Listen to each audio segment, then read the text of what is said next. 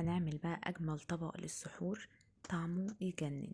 انا منى اشرف. لو عجبك الفيديو اعملي فولو لايك شير. يلا بينا. اول حاجه هحتاج 4 من البيض او ممكن تستخدموا الكميه اللي انتوا حابينها، عليها رش كده من الملح والفلفل، وهقطع بطاطسايه حلقات ويكون سمكها رفيع، وكمان فلفل الوان وبسطرمه وشويه من الزيتون.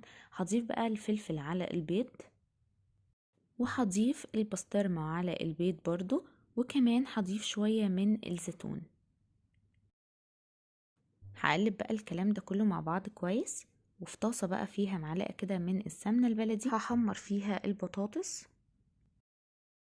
وخلوا درجة الحرارة تكون متوسطة علشان البطاطس ما تتحرقش. واول ما تحمر وتاخد اللون الحلو اللي انت شايفينه ده، هقلبها بقى واسيبها برضو تحمر من الناحية التانية، وبعدين اضيف بقى خليط البيض واكون مهديه النار تماما علشان البيض يستوى، وبعدين هغطيها 10 دقايق كده. واهم حاجة تكونوا موطين النار خالص.